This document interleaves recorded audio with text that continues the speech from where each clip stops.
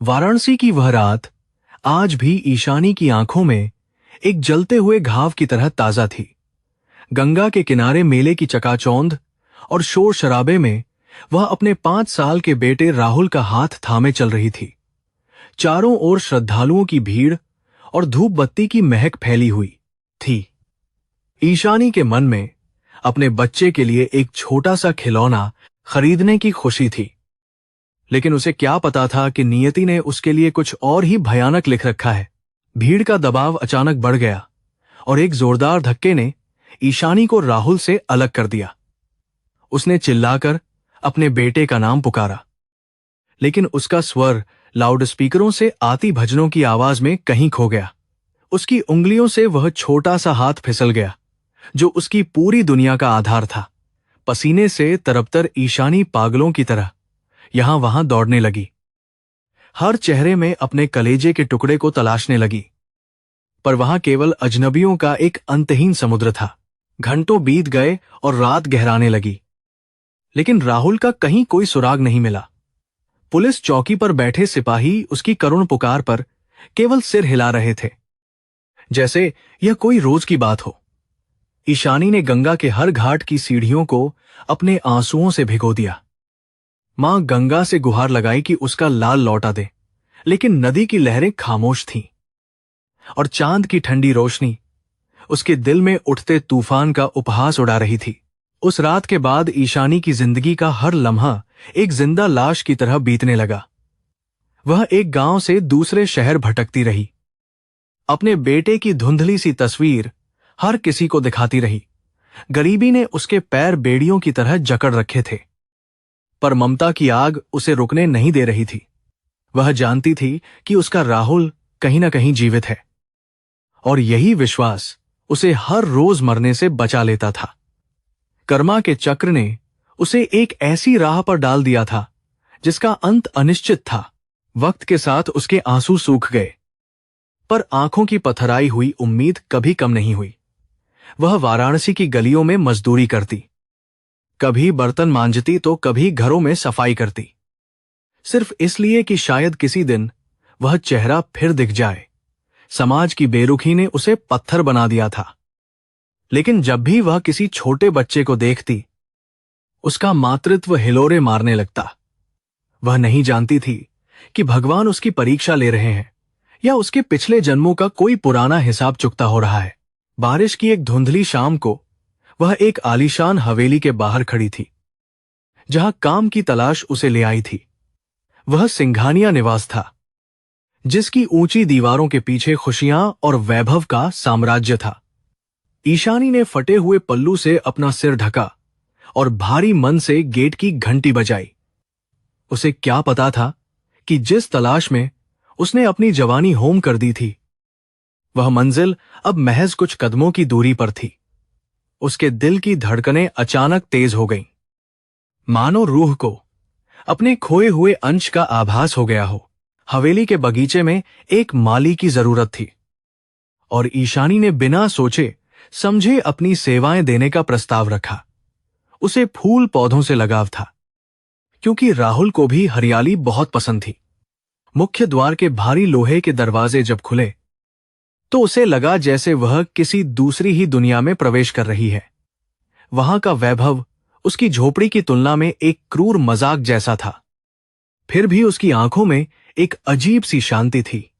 उसे लगा कि यहां की मिट्टी में कुछ जाना पहचाना सा एहसास छिपा हुआ है जो उसे अपनी ओर खींच रहा है। मालकिन मीरा सिंघानिया एक सौम्य स्वभाव की महिला थी, जिन्होंने ईशानी की बेचारगी देखकर उसे तुरंत काम पर रख लिया। ईशानी ने झुककर उन्हें प्रणाम किया और अपने काम में जुट गई, लेकिन उसका ध्यान बार बार घर के अंदर से आ रही आवाजों पर जा रहा था।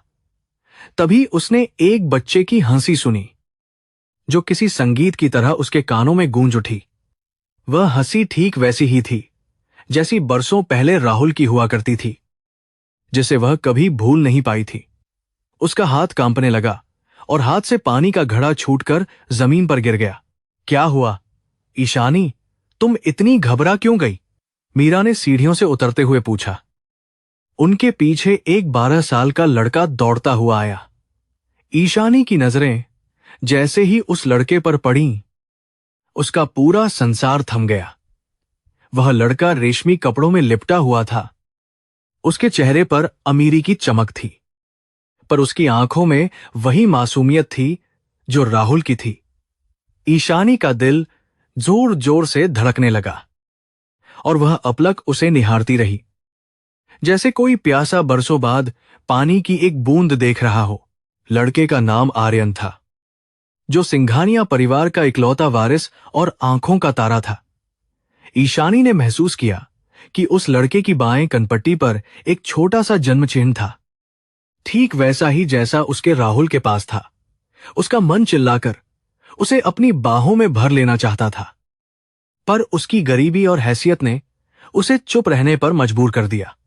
वह बस एक मामूली नौकरानी थी और यह लड़का एक महान साम्राज्य का उत्तराधिकारी, जिसके पास सब कुछ था। ईशानी ने अपनी आंखों के आंसुओं को पल्लू से पोंछा और फिर से मिट्टी खोदने में लग गई।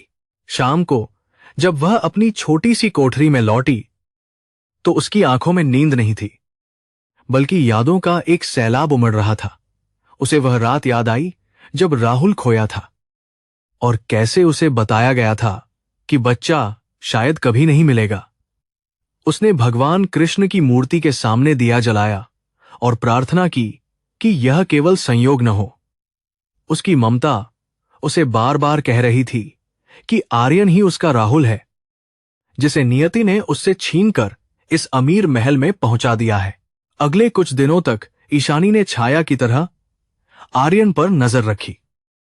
उसके हर हाव भाव और आदत को ध्यान से देखा।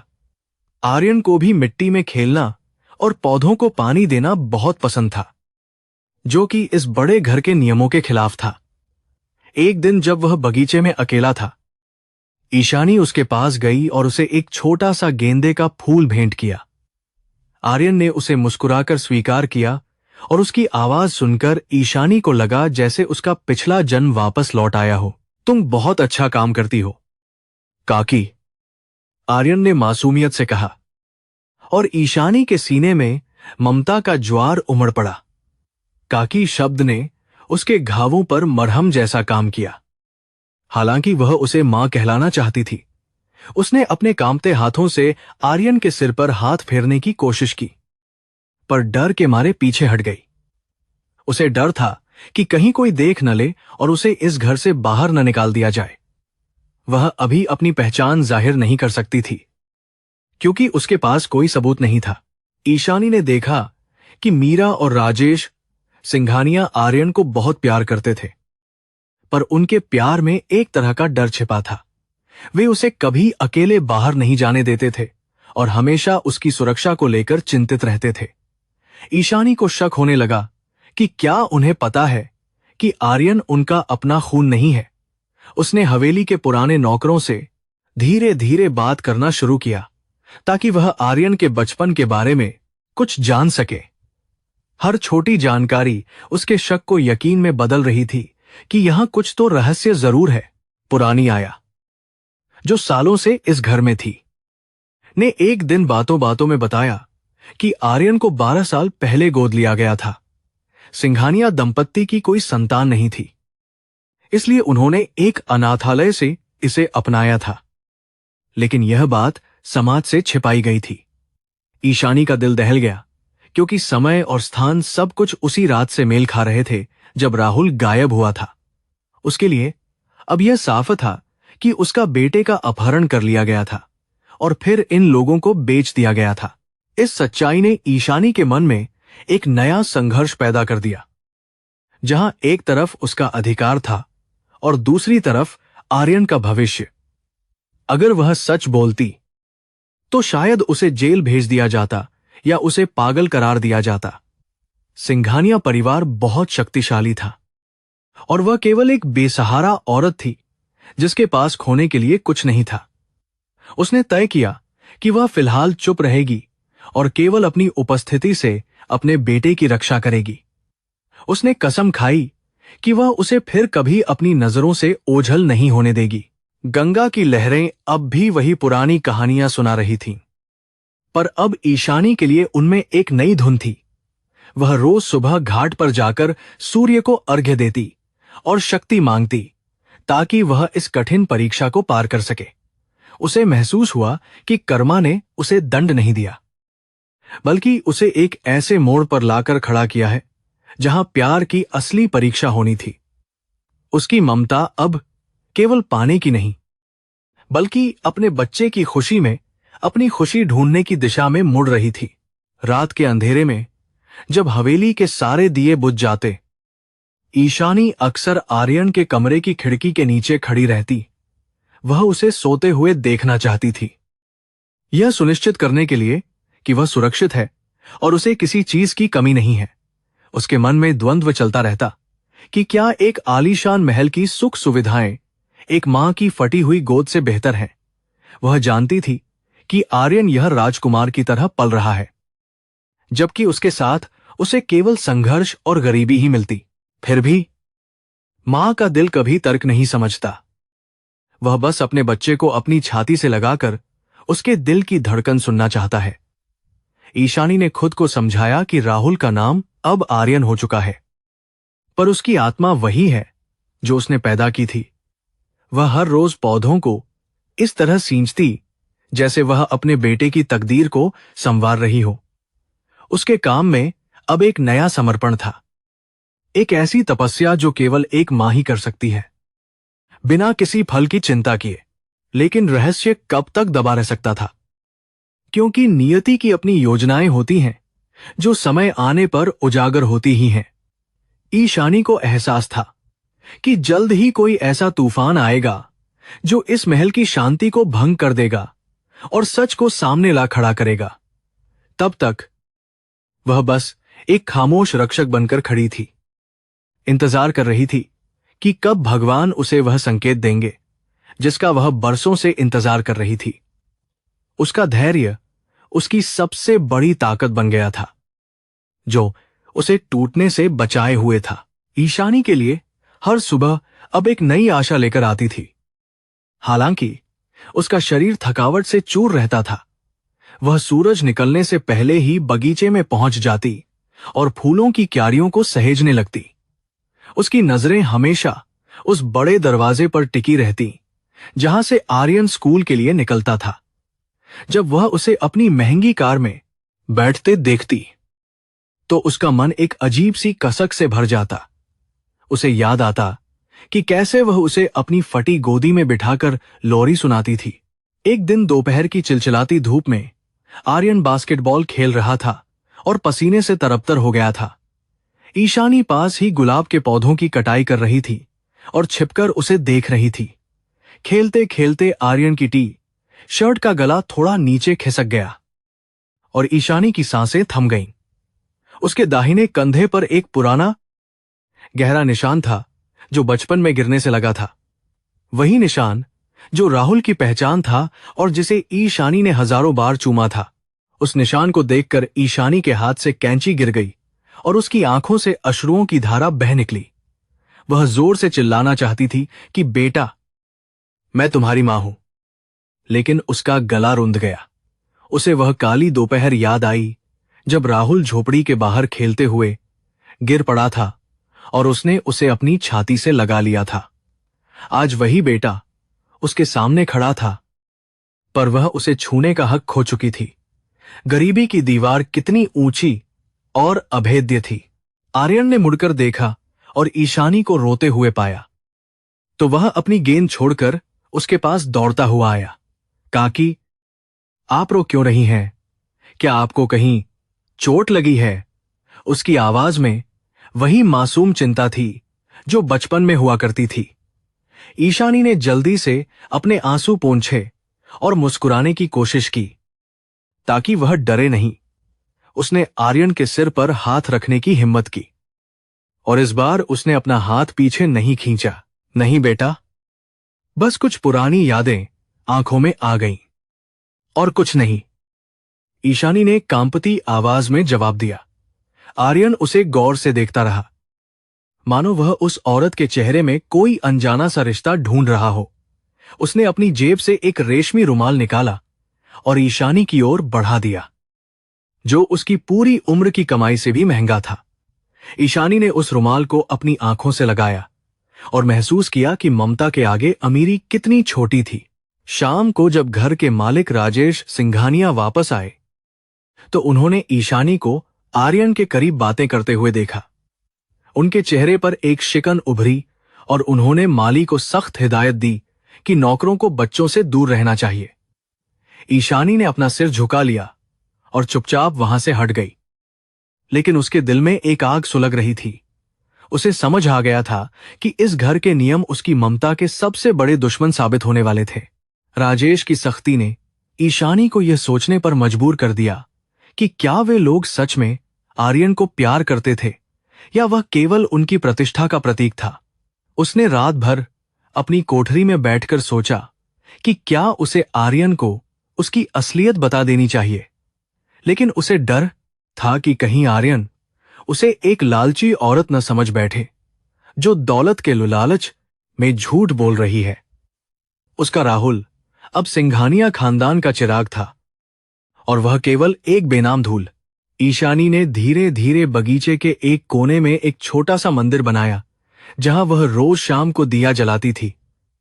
आर्यन अक्सर वहां आता और उससे पुरानी कहानियां सुनाने की जिद करता, जो उसे अपनी मां मीरा से कभी सुनने को नहीं मिलती थी।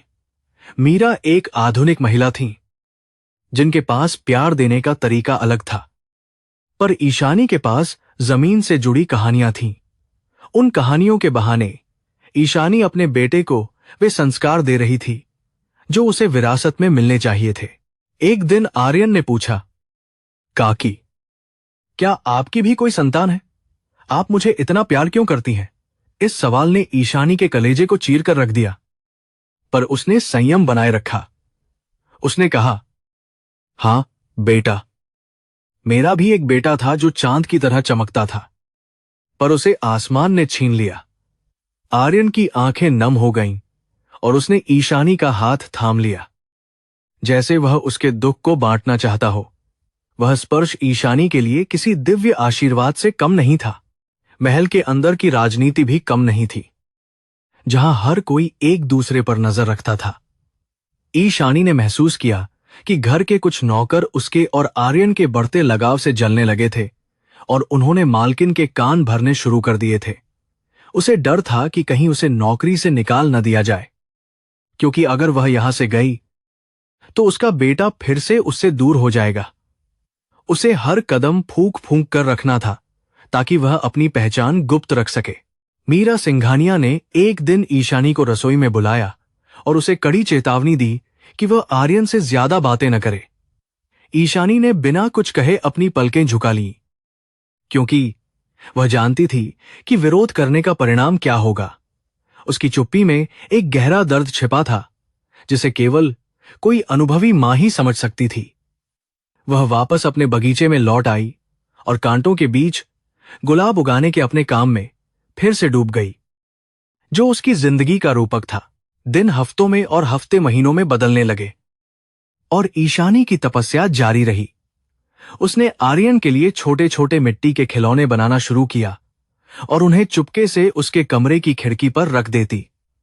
आर्यन उन खिलौनों को देखकर बहुत खुश होता और उसे पता था कि यह सब उसकी काकी का ही काम है। उन दोनों के बीच एक मूक समझौता हो गया था जिसे शब्दों की जरूरत नहीं थी। यह एक ऐसा रिश्ता था जो सामाजिक बंधनों से परे और रूहानी था।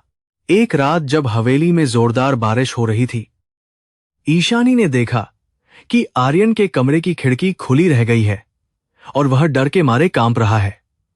उसे याद आया कि बचपन में भी राहुल बिजली की कड़कड़ाहट से बहुत डरता था और उसकी गोद में छिप जाता था। वह अपनी जान जोखिम में डालकर भीगते हुए उसके कमरे तक पहुंची और खिड़की बंद की। आर्यन ने नींद में ही मान पुकारा और ईशानी की आंखों से फिर आंसू बह निकले। अगले दिन आर्यन बीमार पड़ गया और उसे तेज बुखार आ गया, जिससे पूरा सिंघानिया परिवार घबरा गया। डॉक्टर को बुलाया गया, लेकिन आर्यन लगातार बेहोशी में किसी काकी को पुकार रहा था। मीरा को मजबूरन ईशानी को अंदर बुलाना पड़ा ताकि वह उसे शांत कर सके। ईशानी ने जैसे ही अपना ठंडा हाथ आर्यन के माथे पर रखा, उसकी बेचैनी कम होने लगी। यह देख मीरा के मन में एक अजीब सी ईर्ष्या और संदेह की भावना जागृत होने लगी, जो खतरनाक साबित हो सकती थी। जब आर्यन को होश आया तो उसने अपनी आंखों के सामने ईशानी को पाया और उसे देखकर उसके चेहरे पर एक फीकी मुस्कान आ गई। ईशानी ने उसे दलिया खिलाया और उसे चंदा मामा की कहानी सुनाई, जो उसने हजारों साल पहले राहुल के लिए गाई थी। उस समय कमरे में जो शांति थी वह किसी मंदिर की पवित्रता जैसी थी। मीरा बाहर खड़ी होकर यह सब देख रही थी और उसका मन आशंकित था कि यह मामूली नौकरानी उनके बेटे पर क्या जादू कर रही है।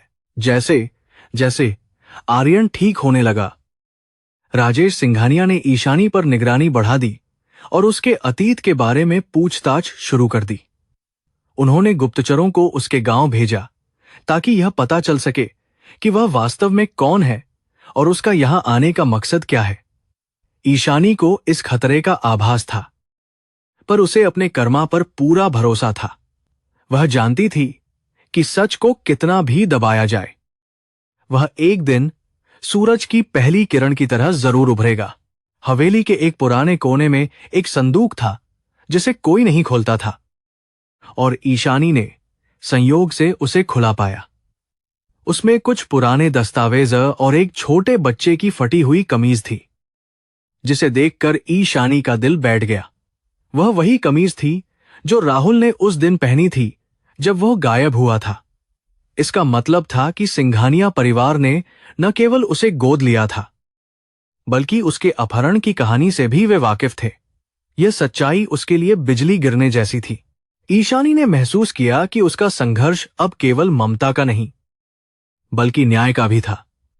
वह उन लोगों से कैसे लड़ती जो समाज के ऊंचे पायदान पर बैठे थे और कानून जिनकी जेब में था।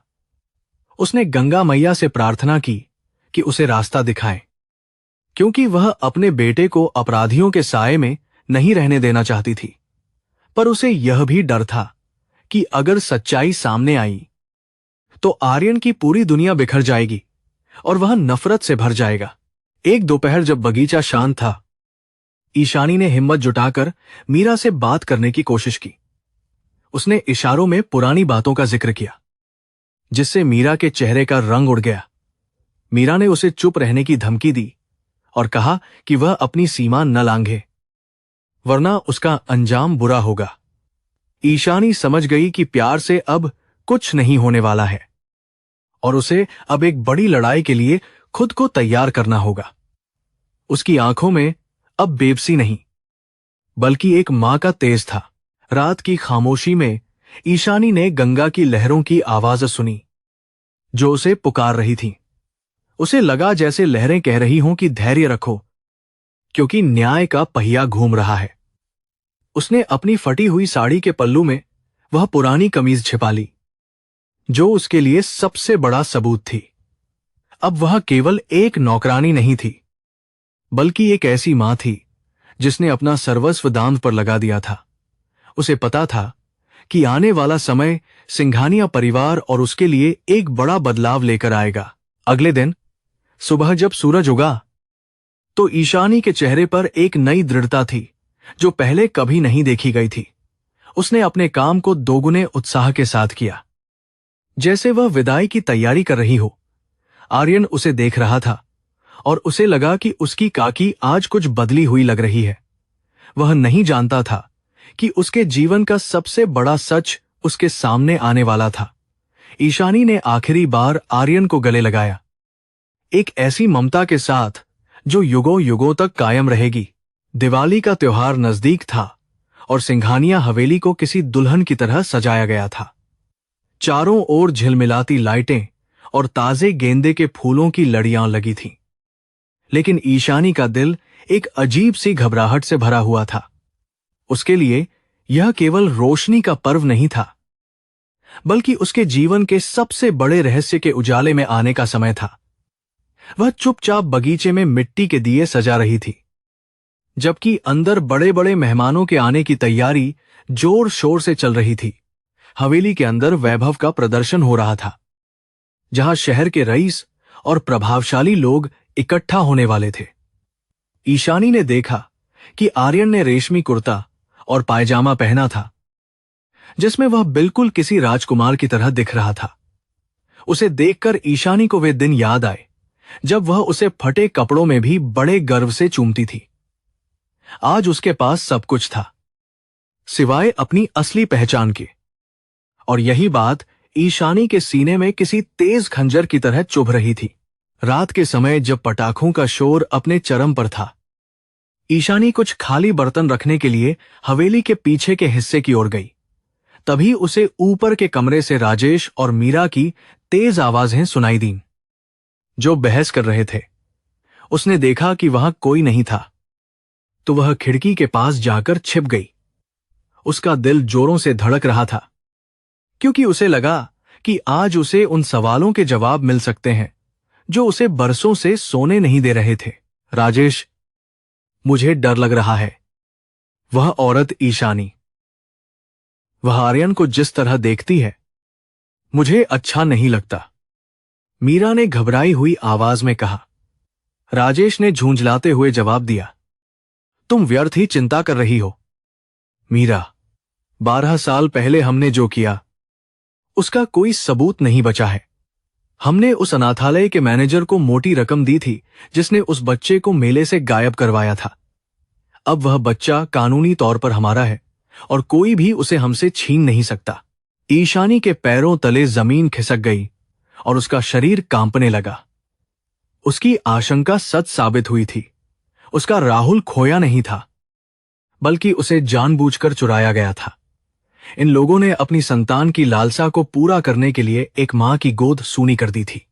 क्रोध और दुख का एक सैलाब ईशानी के भीतर उमड़ पड़ा और उसका मन किया कि वह अंदर जाकर उनका गला घोंट दे, लेकिन उसने अपने कांपते हाथों से अपना मुंह बंद कर लिया ताकि उसकी चीख बाहर न निकल पाए। मीरा फिर बोली, लेकिन अगर उस औरत को पता चल गया तो वह यहां माली बनकर आई है, पर उसकी आंखों में वही ममता है जो केवल एक मां की हो सकती है। मुझे लगता है कि कर्मा हमें सजा दे रहा है। राजेश, हमने एक पाप किया है जिसे गंगा का पानी भी नहीं धो सकता। राजेश ने उसे शांत करने की कोशिश की, पर उसकी आवाज में भी एक अनजाना डर छिपा था। ईशानी ने महसूस किया कि पाप की बुनियाद पर बना यह महल अब धीरे धीरे डगमगा रहा था। ईशानी वहां से भागकर अपने छोटे से कमरे में आ गई और जमीन पर बैठकर फूट फूट कर रोने लगी।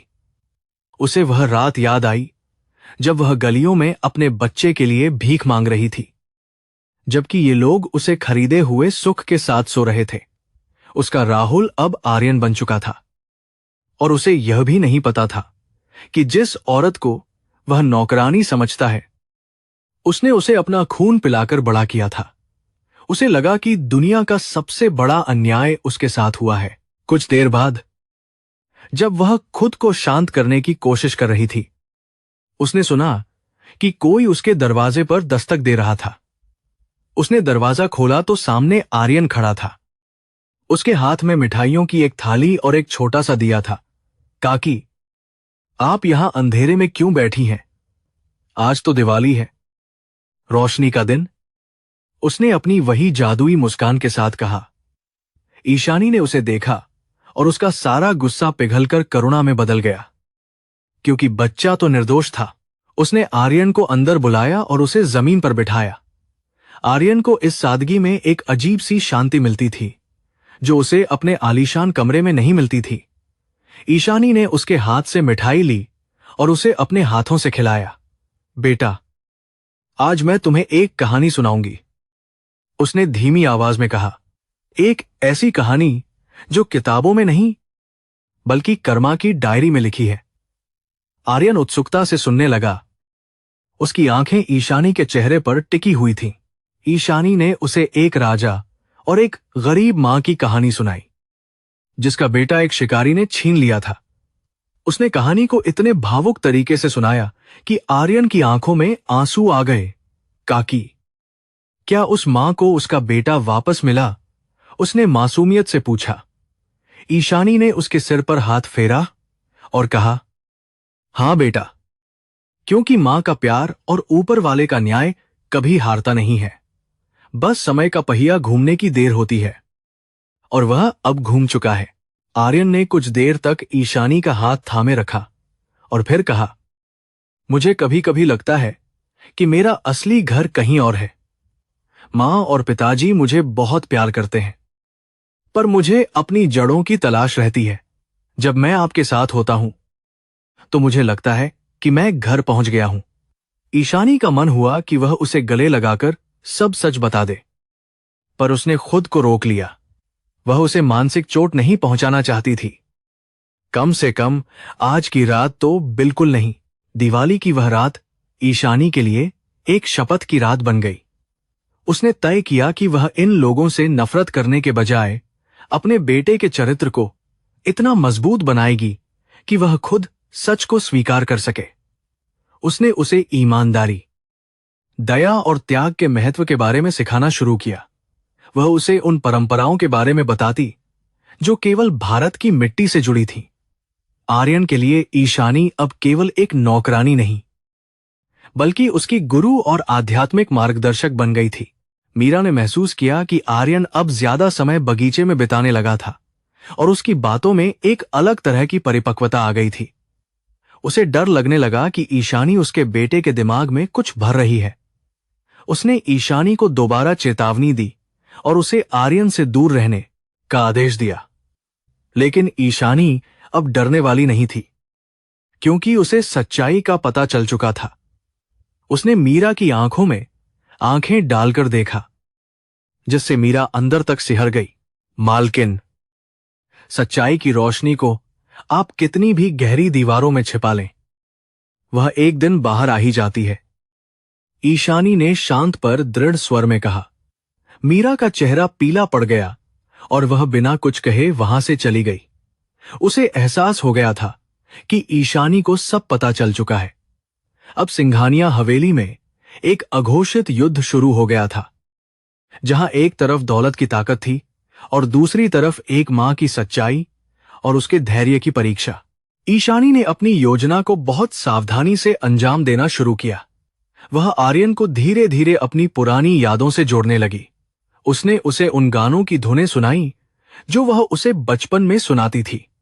आर्यन को वे धुनें जानी पहचानी लगती थी, जैसे किसी पुराने सपने का हिस्सा हो। उसके अवचेतन मन में दबी हुई यादें अब धीरे धीरे सतह पर आने लगी थीं। वह अक्सर रात को उठकर बैठ जाता और उन धुंधले चेहरों के बारे में सोचने लगता जो उसे पुकारते थे। राजेश सिंघानिया ने जब देखा कि बात उनके हाथ से निकल रही है, तो उन्होंने ईशानी को हटाने का फैसला किया।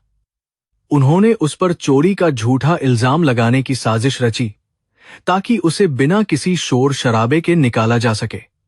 उन्होंने उसके कमरे में एक कीमती हार रखवा दिया और फिर पुलिस को बुलाने की धमकी दी।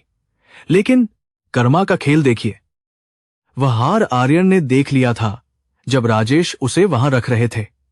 आर्यन को अपने पिता की इस हरकत पर गहरा धक्का लगा। जब राजेश ने सबके सामने ईशानी पर हार चुराने का आरोप लगाया, तो आर्यन बीच में खड़ा हो गया। पिताजी, यह झूठ है। मैंने खुद आपको यह हार काकी के कमरे में रखते हुए देखा था। उसने कांपती हुई आवाज में पर निडर होकर कहा। पूरी सभा में सन्नाटा छा गया। राजेश का चेहरा शर्म से झुक गया और मीरा फपक कर रो पड़ी। ईशानी चुपचाप खड़ी रही। उसकी आंखों में कोई शिकायत नहीं थी, बस अपने बेटे की सच्चाई पर उसे गर्व था। आर्यन ईशानी के पास गया और उसका हाथ पकड़ लिया। काकी, मुझे माफ कर दीजिए। मेरे परिवार ने आपके साथ बहुत बुरा किया है, उसने कहा। ईशानी ने उसे अपनी बाहों में भर लिया और पहली बार उसे वह ममता दी जिसके लिए वह 12 सालों से तरस रही थी। सिंघानिया हवेली के वैभव की चमक अब फीकी पड़ चुकी थी और वहां केवल मानवीय भावनाओं का नग्न सत्य बचा था। राजेश और मीरा को अपनी हार का एहसास हो गया था, क्योंकि उन्होंने वह खो दिया था जिसे वे अपना समझते थे। उस रात आर्यन ने ईशानी से उसकी पूरी सच्चाई पूछी। ईशानी ने उसे वे फटी हुई कमीज दिखाई जो उसने संदूक से निकाली थी और उसे अपने बचपन की सारी बातें बताईं। आर्यन को अब समझ आया कि उसे क्यों हमेशा अधूरापन महसूस होता था। वह रोया, पर उसके आंसू अब दुख के नहीं, बल्कि अपनी पहचान मिलने की खुशी के थे। उसने महसूस किया कि उसकी असली दौलत यह गरीब औरत थी जिसने उसके लिए अपनी पूरी जिंदगी एक मूक तपस्या में गुजार दी थी। दिवाली का अंत हो चुका था, पर एक नई सुबह की शुरुआत हो रही थी। ईशानी ने अपने बेटे को पा लिया था। हालांकि अभी दुनिया की नजरों में बहुत कुछ बदलना बाकी था। सिंघानिया परिवार के लिए यह प्रायश्चित का समय था और ईशानी के लिए अपनी ममता को एक नए स्तर पर ले जाने का। उसने आर्यन से कहा कि वह उनसे नफरत न करे, क्योंकि उन्होंने उसे पाल पोसकर बड़ा किया था। यहीं से ईशानी की महानता और उसके संस्कारों की असली जीत शुरू हुई। दिवाली की खुशियों की गूंज अभी थमी भी नहीं थी कि नियति ने अपना दूसरा क्रूर दांव चल दिया। आर्यन अपनी नई स्पोर्ट्स कार लेकर शहर की सड़कों पर निकला था, जहां अचानक एक तेज रफ्तार ट्रक ने उसकी गाड़ी को टक्कर मार दी। गाड़ी के परखच्चे उड़ गए और आर्यन लहूलुहान अवस्था में अंदर फंसा रह गया। राहगीरों ने कड़ी मशक्कत के बाद उसे बाहर निकाला और पास के बड़े अस्पताल में भर्ती कराया। जैसे ही यह खबर सिंघानिया हवेली पहुंची, वहां सन्नाटा पसर गया और खुशियों के दिए बुझ गए। राजेश और मीरा बदहवास होकर अस्पताल पहुंचे, जहां डॉक्टरों की टीम आर्यन को बचाने की जी तोड़ कोशिश कर रही थी। डॉक्टर शर्मा ने बाहर आकर गंभीर स्वर में कहा कि आर्यन का काफी खून बह चुका है और उसे तुरंत रक्त चढ़ाने की जरूरत है। सबसे बड़ी चुनौती यह थी कि आर्यन का ब्लड ग्रुप ओ नेगेटिव था, जो बहुत ही दुर्लभ माना जाता है। राजेश और मीरा ने तुरंत अपना खून देने का प्रस्ताव रखा, लेकिन वे जानते थे कि सच्चाई उनके पक्ष में नहीं है, क्योंकि वे उसके जैविक माता पिता नहीं थे। जब लैब रिपोर्ट आई तो वह वही थी जिसका डर था। राजेश और मीरा दोनों में से किसी का भी ब्लड ग्रुप आर्यन से मेल नहीं खा रहा था। मीरा फूट फूट कर रोने लगी और राजेश दीवार से टिककर बेबस खड़ा रह गया। उसने शहर के सभी ब्लड बैंकों में फोन किया, लेकिन कहीं भी उस दुर्लभ ग्रुप का खून उपलब्ध नहीं था। समय रेत की तरह हाथ से फिसलता जा रहा था और आर्यन की धड़कनें कमजोर पड़ती जा रही थीं। अपराधबोध का बोझ अब राजेश के सीने पर पत्थर की तरह भारी हो गया था। ईशानी को जब खबर मिली तो वह पागलों की तरह नंगे पांव अस्पताल की ओर दौड़ी। उसे गार्ड्स ने रोकने की कोशिश की, लेकिन एक मां की ममता के आगे कोई बाधा नहीं टिक सकी। वह सीधे उस कमरे के बाहर पहुंची जहां आर्यन जिंदगी और मौत के बीच झूल रहा था। उसने देखा कि वैभव और दौलत के स्वामी कहे जाने वाले सिंघानिया दंपत्ति अपनी बेबसी पर आंसू बहा रहे थे। ईशानी ने आगे बढ़कर डॉक्टर का हाथ थाम लिया और कांपती आवाज में अपना खून जांचने की गुहार लगाई। राजेश ने ईशानी को देखा और क्रोधित होकर उसे वहां से जाने को कहा, लेकिन मीरा ने उसे रोक लिया। मीरा की आंखों में अब एक अलग तरह की चमक थी, जैसे उसे अपनी गलती का एहसास हो रहा हो। डॉक्टर ने ईशानी का ब्लड सैंपल लिया और कुछ ही मिनटों में चमत्कार हो गया। ईशानी का खून आर्यन के साथ पूरी तरह मेल खा गया था। यह केवल एक चिकित्सकीय संयोग नहीं था, बल्कि कुदरत का वह इंसाफ था जो 12 साल बाद अपना हिसाब बराबर करने आया था। ईशानी को बेड पर लिटाया गया और उसकी नस से लाल रक्त की धारा आर्यन के शरीर में प्रवाहित होने लगी। ईशानी को कोई दर्द महसूस नहीं हो रहा था, बल्कि उसे एक असीम शांति का एहसास हो रहा था। उसे लगा जैसे 12 साल पहले जो रिश्ता टूट गया था, वह इस खून की नली के जरिए फिर से जुड़ रहा है। उसने अपनी आंखें बंद कर लीं और ईश्वर को धन्यवाद दिया कि उसने उसे अपने बेटे की जान बचाने का यह कीमती मौका दिया है। रक्तदान के दौरान ईशानी की नजरें बगल के बेड पर लेटे आर्यन पर टिकी थी, जिसका चेहरा पीला पड़ चुका था। उसने मन ही मन प्रार्थना की कि उसका सारा जीवन और उसकी सारी खुशियां उसके बेटे को मिल जाएं। सिंघानिया परिवार बाहर कॉरिडोर में बैठा इंतजार कर रहा था और उन्हें पहली बार एहसास हुआ कि जिस औरत को वे तुच्छ समझते थे, आज वही उनके कुल के चिराग की रक्षक बनी थी। कर्मा का पहिया घूम चुका था और उसने अमीरी के अहंकार को ममता की सादगी के सामने झुका दिया था। जैसे जैसे खून आर्यन के शरीर में पहुंचा, उसके चेहरे पर धीरे धीरे लाली लौटने लगी और मॉनिटर पर धड़कनें सामान्य होने लगीं। डॉक्टर ने राहत की सांस ली और बाहर आकर बताया कि खतरा टल गया है। मीरा दौड़कर ईशानी के पास आई और उसके पैरों में गिर पड़ी। मुझे माफ कर दो ईशानी, मैंने तुम्हें पहचानने में बहुत देर कर दी, वह सिसकते हुए बोली। राजेश भी वहां खड़ा था। उसकी नजरों में अब वह अधिकार नहीं था, बल्कि केवल गहरा पश्चाताप और शर्मिंदगी की भावना थी। ईशानी ने मीरा को सहारा देकर उठाया और कहा, मालकिन, आज मां और मालकिन के बीच का अंतर मिट गया है। यह खून केवल मेरा नहीं है, यह उस ममता का है जिसे आपने 12 साल पहले मुझसे छीन लिया था। राजेश ने आगे आकर ईशानी से नजरें मिलाने की कोशिश की, लेकिन वह नाकाम रहा। उसे समझ आ गया था कि वह दौलत से दुनिया की हर चीज खरीद सकता था, पर एक मां का हक और उसकी रूहानी ताकत को कभी वश में नहीं कर सकता था। अस्पताल के उस गलियारे में अब कोई अमीर या गरीब नहीं था।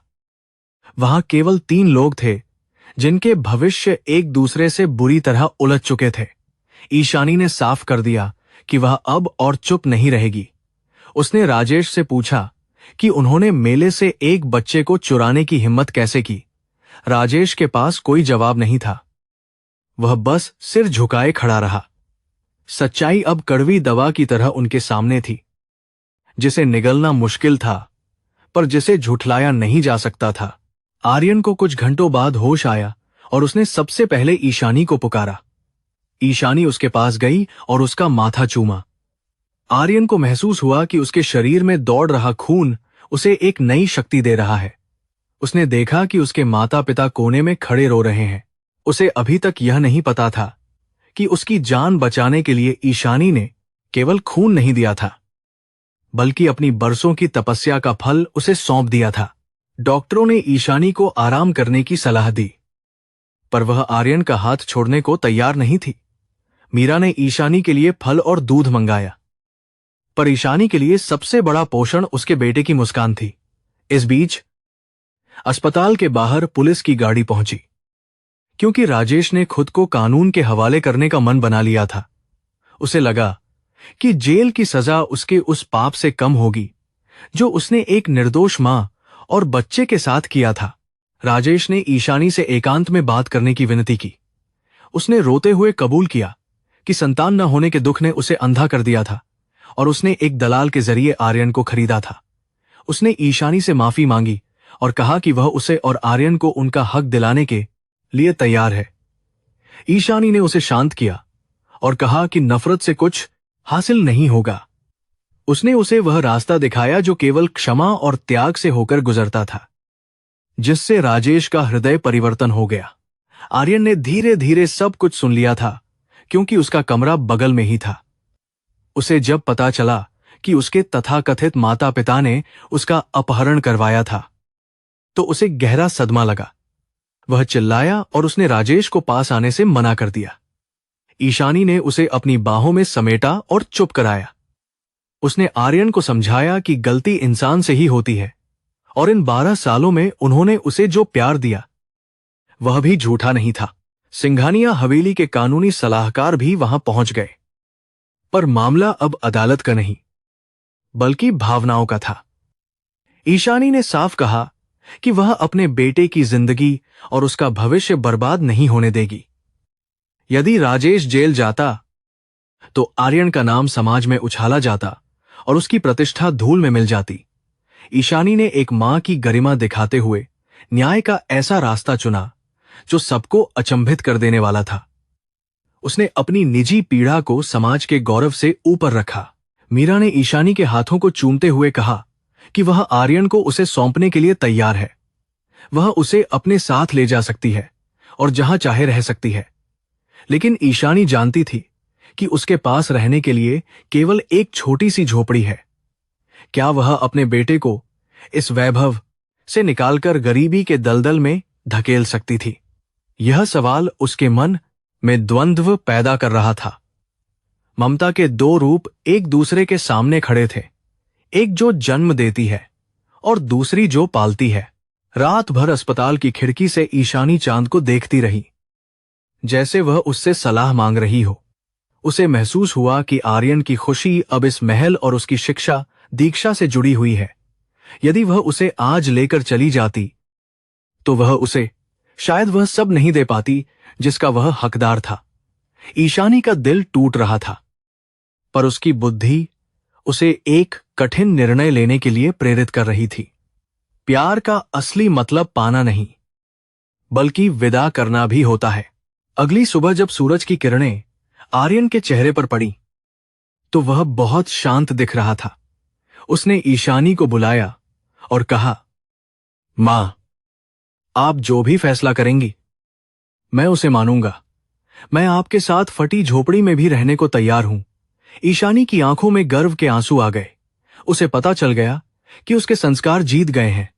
उसने आर्यन का हाथ राजेश और मीरा के हाथों में थमा दिया और एक ऐसी शर्त रखी जिसने सबका दिल जीत लिया।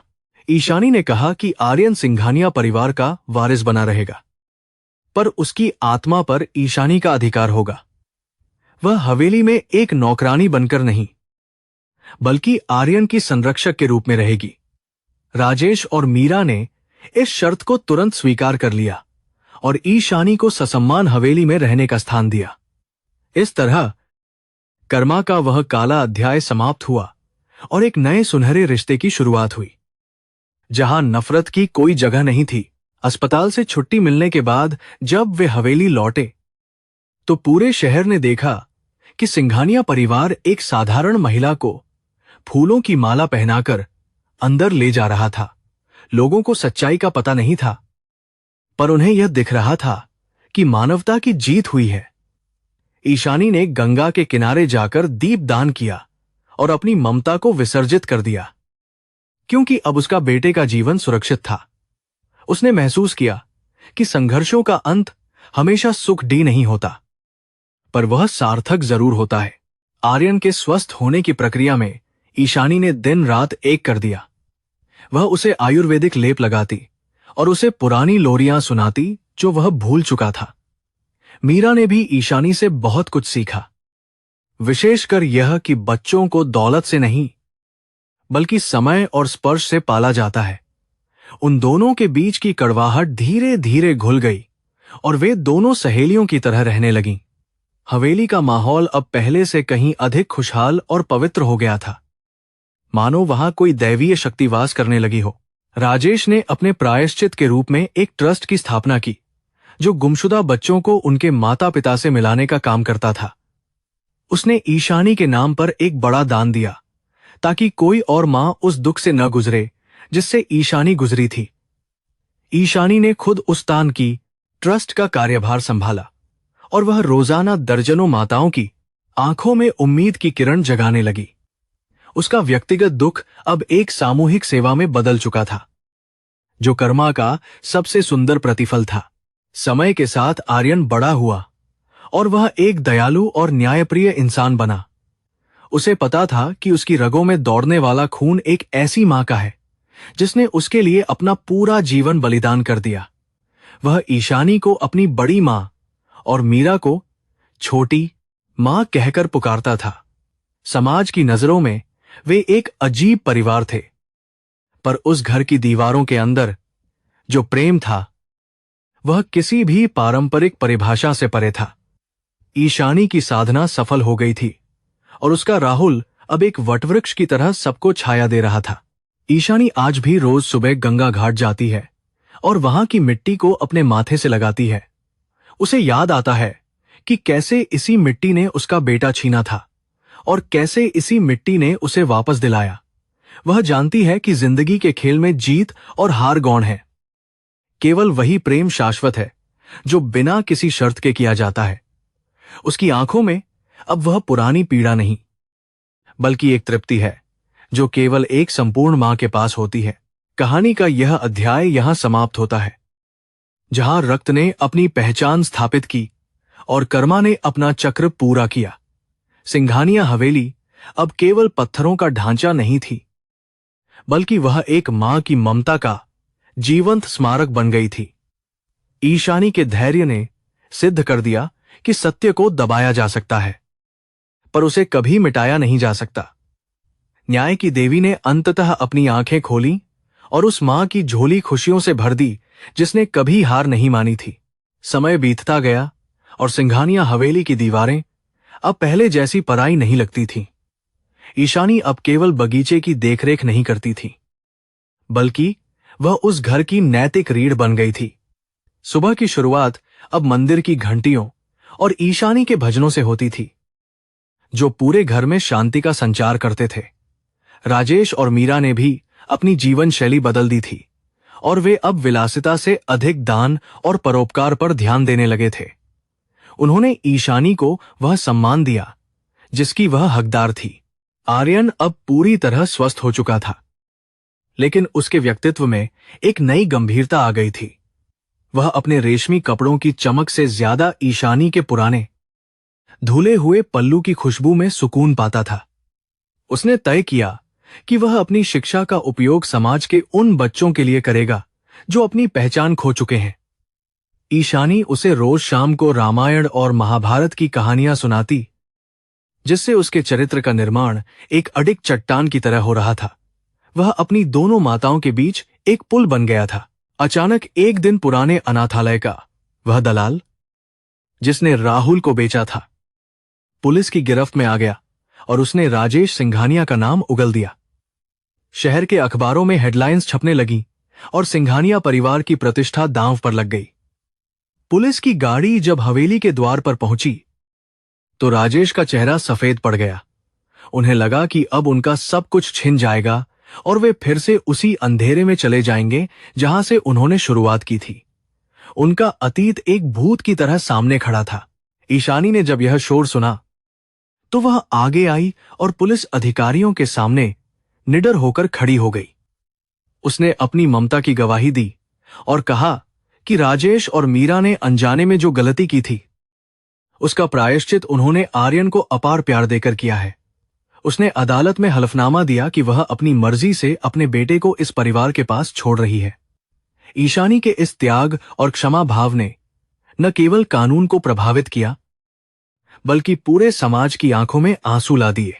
समाज ने देखा कि एक गरीब मां ने अपने प्रतिशोध से ऊपर उठकर अपने बच्चे के भविष्य को चुना। राजेश को जेल तो नहीं हुई, पर उन्हें भारी जुर्माना और सामुदायिक सेवा का आदेश दिया गया, जिसे उन्होंने खुशी खुशी स्वीकार किया। वे अब जानते थे कि उनकी असली मुक्ति ईशानी के चरणों में है, जिसने उन्हें एक अपराधी बनने से बचा लिया था। कर्मा का यह रूप सबसे कठिन था, जहां पाप का अंत सजा से नहीं, बल्कि प्रेम और सुधार से हुआ। ईशानी की महानता ने सबको झुका दिया था। एक पवित्र शाम को पूरा परिवार गंगा के घाट पर एकत्रित हुआ ताकि वे अपने अतीत की राख को विसर्जित कर सकें। ईशानी ने हाथ में गंगाजल लिया और मंत्रों के उच्चारण के बीच उसे नदी में प्रवाहित कर दिया। यह केवल पानी नहीं था, बल्कि 12 सालों का वह सारा दर्द और कड़वाहट थी जिसे उसने अपने सीने में दबा कर रखा था।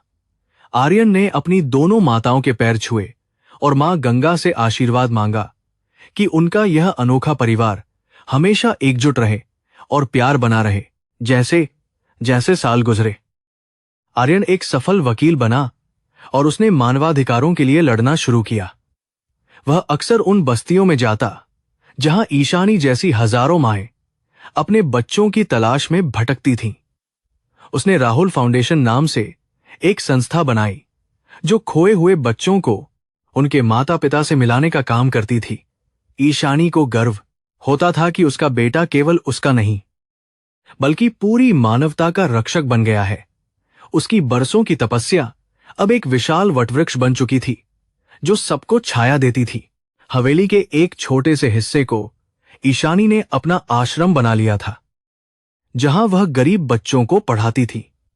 मीरा अब उसके साथ बैठकर सब्जियां काटती और घर के कामकाज में हाथ बटाती, जैसे वे सगी बहनें हों।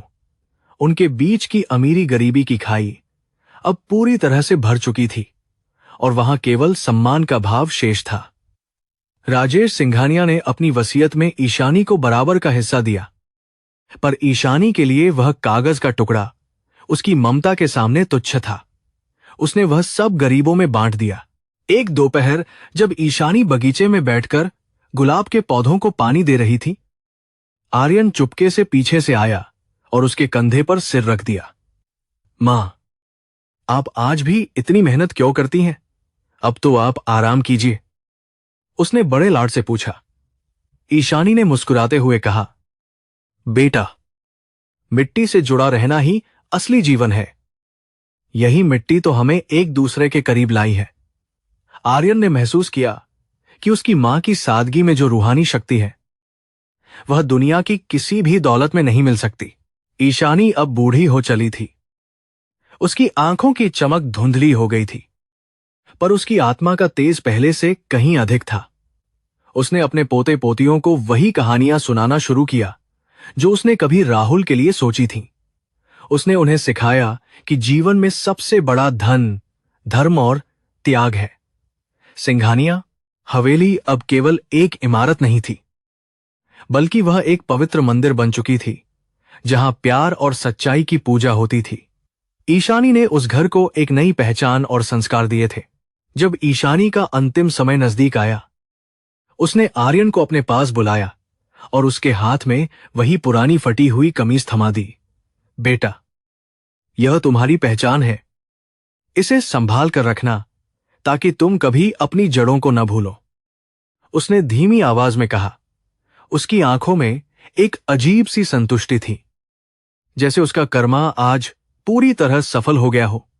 उसने शांति से अपनी आंखें मूंद लीं और उसके चेहरे पर एक ऐसी मुस्कान थी जो केवल एक मुक्त और तृप्त आत्मा के पास हो सकती है। आर्यन ने अपनी मां का अंतिम संस्कार उसी गंगा घाट पर किया, जहां 12 साल पहले वह खोया था। पूरा शहर उस महान महिला को विदाई देने आया था, जिसने नफरत पर प्यार की जीत हासिल की थी। गंगा की लहरें आज भी वही कहानी सुनाती हैं कि कैसे एक मां की ममता ने नियति को बदल दिया और कैसे एक गरीब माली ने एक अमीर साम्राज्य की रूह को शुद्ध कर दिया। ईशानी चली गई, पर उसकी महानता और उसके संस्कार उस हवेली की हवाओं में हमेशा के लिए अमर हो गए। मीरा सिंघानिया के लिए ईशानी एक गुरु की तरह थी, जिसने उन्हें सिखाया कि मातृत्व केवल जन्म देने से नहीं आता। मीरा ने अपने पिछले अहंकारी व्यवहार के लिए कई बार ईशानी से माफी मांगी थी, पर ईशानी ने हमेशा उन्हें गले लगाकर चुप करा दिया था। हम दोनों एक ही सिक्के के दो पहलू हैं मीरा। तुमने उसे पाला और मैंने उसे जन्म दिया, ईशानी कहती थी। यह उदारता ही थी जिसने उन दोनों महिलाओं के बीच एक अटूट बंधन बना दिया था, जो मृत्यु के बाद भी कायम रहा। ईशानी ने अपने पुराने गांव की जमीन को भी नहीं भुलाया, जहां उसका राहुल पैदा हुआ था। उसने वहां एक छोटा सा स्कूल और अस्पताल बनवाया, ताकि किसी और मां को इलाज के अभाव में अपना बच्चा न खोना पड़े। वह हर साल बरसी पर वहां जाती और गांव के लोगों के साथ समय बिताती। गांव वाले उसे गंगा मैया का अवतार मानने लगे थे, क्योंकि उसकी आंखों में सबके लिए करुणा थी।